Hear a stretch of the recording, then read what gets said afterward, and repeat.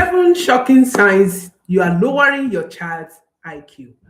7 shocking ways you are lowering your child's IQ without you knowing. 7 shocking ways you are lowering your child's IQ. That is intelligence quotients without you even knowing. Mm, without you knowing. Like I do say, most of the things that we do that harm our children, they are things that we do not know. We think that we are doing the right thing. We actually have good intention. We want the best for our children.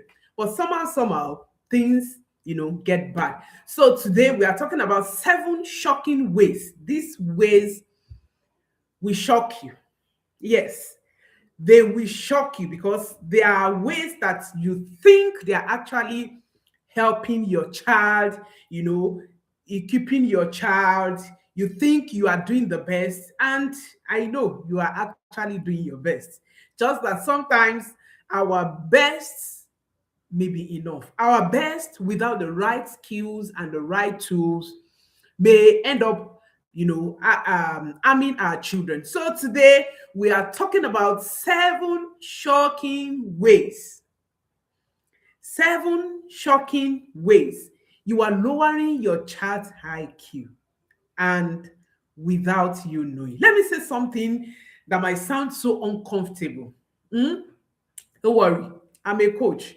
The work of a coach is not to make you feel good, It's not to um make you feel happy. Is not to My work is to look at what you are doing that is not actually right in your parenting journey and equip you with skills to help you. As much as I'm working on my parenting journey, I also want my followers, to also do well in their parenting journey. So let me say something that can make you, it's going to sound uncomfortable. You could be lowering your child's IQ every day and thinking you are actually helping your child. The danger um, in this whole thing is that there are common things that we do every day, almost every day, and we think we are helping our children. We are not helping them. Not because you are a bad parent. Like I do say, you are not a bad parent. You are not. Of course, I know. You are not a bad parent. But because no one taught you how brain really develop, no one taught you how children brains develop. No one taught you about child psychology. I'm thinking of starting a campaign that every parent, both mother and father, would need to study. I wish our government can have a way of imputing this in our system, that every parent will need to study child psychology and neuroscience, at least on the minimal level, to really understand how children brain work, to understand the how children brain develops. I really do hope that something can be done, because most of the things that we see as problem with our children, most of the things that we see as challenge, most of them are actually developmentally okay. When parents see me and they are complaining, my child is playing too much, my child is disobedient, my child is doing this, and I ask, how old is this child? 4 years, 5 years, 6 years, and I'll be like, wow. So you want your 4-year-old to sit, you know, just to sit and to just obey command. You say sit down there, the child sits. You say stand up, the child gets up. You say do this, the child do that, without even questioning. If your child is behaving in that manner, there's a problem. You should worry. Yes, you should worry. If you have a child who will just sit at a place, just remain, you should worry. In fact, if you have a toddler and your toddler is obedient, there is a problem. At least I can tell you that there's a problem. So nobody taught us. Nobody taught us because even our parents didn't know. Nobody taught us how children brain develops, how they act, the neuroscience, and all of that. So all these seven shocking ways that I want to talk about that we do every day, we are not doing them because we are bad parents. We are doing them because we do not understand how children brain work. So some of the most common parenting habits, the ones that look somehow productive, loving, even normal, are quietly damaging your child's ability to think, focus, and solve problems. Most of these habits, most of these ways, most of these things that we do, they are subtly, damaging our children's ability to think, ability to solve problems, ability to focus, and we don't even know. And let me tell you the scary part. This effect doesn't show up immediately. That should make you feel scared, feel so frightening, and that should make you listen in this class. That should make you sit down, settle, and listen to what I want to say in this class. The scary part is that the effect of those daily habits, everyday habits, the effects, they don't show up immediately. They show up years later, as poor concentration, low confidence, weak problem solving, and academic struggle. Most of the challenges that we, the parent, that we are dealing with now, they are as a result of what we were exposed to, what happened to us during our childhood. Yes, if you are dealing with low self-esteem as a parent, check your growing up. I was thinking, I think yesterday I was just meditating, and I was like, okay, I'm currently writing a book, The Hidden Cost of Broken Home. So while I was writing the book, at least I think yesterday or 2 days ago, I was just, peeping back into my childhood, looking back. And I think this is what some of us need to do, because I see a lot of us who are traumatized as a child, and we transit we are transited into adulthood with that trauma, and we don't even know. But as a trauma recovery expert, when I hear some statements, I can decode that this statement is trauma informed.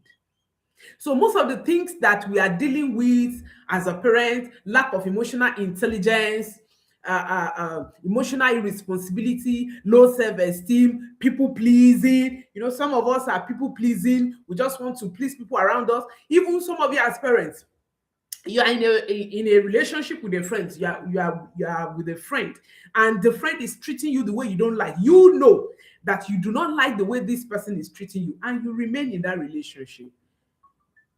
That is as a result of how you were raised. Check it. Check, look back into your childhood. Something went wrong. And so that we won't repeat that cycle with our children. We don't want to repeat that cycle. We must break that cycle. And that's why this platform is existing, for parents like you to learn, to grow, and to raise well-rounded children. If you're here with me, let me see you in the comment section. Say hi, coach. I'm here with you. Say hi, coach. I am here with you because I am also here with you. And I do really, really hope, I do really hope that you will leave this class fully equipped.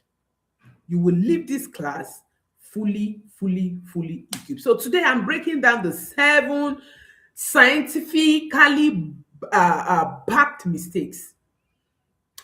Yes, scientifically backed mistakes that are silently shrinking our child's cognitive potential. Hmm? Our children's cognitive potentials, and exactly what you need to do instead. Trust me, I'm not going to leave you. I'm not just going to point out what you're doing that you're not doing right. No, I'm not going to stop there. If you have been following me, you will know I don't do that. I wouldn't do that. I will break the table and I will replace it with another table. Yes, that is how to go about um it. So stay with me to the end, because mistake number 7. Mistake number 7 is the one most parents ignore. Most of us ignore the number 7, but it has the deepest impact on your child's brain. If you care so much about your child's brain, about your child's mental development, about your child's mental health, stay with me. Number 7 is one that most of us don't pay attention to. But sadly, it is the one that has the deepest effect on our children. All right, so let's get started. The first one is overscheduling and lack of free play. Overscheduling. Busy doesn't mean intelligence. Parents, come here. Busy doesn't mean intelligence. That your children are busy, that your children's daily routine are packed with activities, filled up with learnings and all of that, doesn't mean that your child is actually learning. It doesn't interpret that your child is actually intelligent. It doesn't. You just think so. In fact, too much structure can do what? Can reduce intelligence. Take note of this. Too much structure. Are you now saying we shouldn't have structure? Oh no, we have structure in our own. Structure is part of the things that you need to raise well-rounded children. But too much structure can reduce intelligence. The brain develops executive function, planning, decision making, creativity during unstructured play, not adult directed activity. And by the way, our play therapy course will soon be launched. I want to tell you, if you are intentional, if you care about your child's mental health, you need to register for that course. It's going to change a whole lot that you know about parenting. Honestly, it will change a whole lot. Most parents complain, my child is playing too much, but not knowing that play is an important parenting tool. Do you know that some of us as parents, we can't follow instruction because we were not taught how to play? Yes.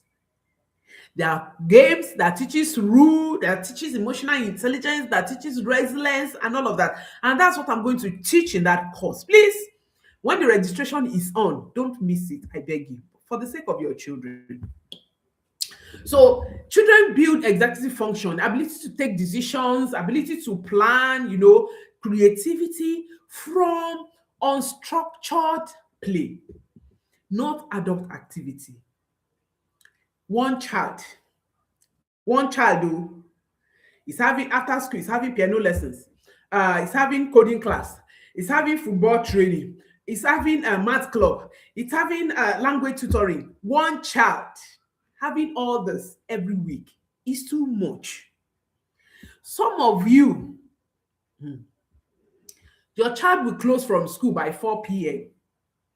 The lesson teacher is waiting for the child at home. After the lesson teacher, maybe coding teacher, then you tell the child, oh yeah, go and carry your book and read. No time to play, no time to relax the brain, no time to engage the brain in cognitive skills. It is killing your child's IQ. You think it's actually developing your child's IQ, but I'm here to tell you that you are wrong. You are wrong. You just think that it's building your child's IQ. Overscheduling and lack of free play. Overscheduling. Don't pack your child day with too much activities. Yes, children need to be engaged, but also give time for play, for unstructured play that you will not direct. Play that you will not direct. That's what I part of what I'll be teaching at our play therapy course, how to use play as a powerful parenting tools. Mm, that's what I'll be teaching majorly in that course. Don't overschedule your child. Leave your child to play, unstructured play. Let your child. You remember now when we were growing up, who built Ileye sand house? Yes, with sand and water. You know, we'll cook with sand and water. We'll make fire and all of that. They're not just play. There's something that that kind of play is teaching us, that taught us. It taught us resilience. You know, when you're trying to build, maybe something just that there's a stone inside the sand and your birdhouse just break down. You summon that courage to pack the sand again, to start building again. That's resilience. Ability to try, fail, and try again. Mm? Those are the things that unstructured play teaches children, and it builds their IQ. It's improve ability to think. Okay, now my birdhouse has fallen down. What do I do next? Do I need to put more water so that the sand can be more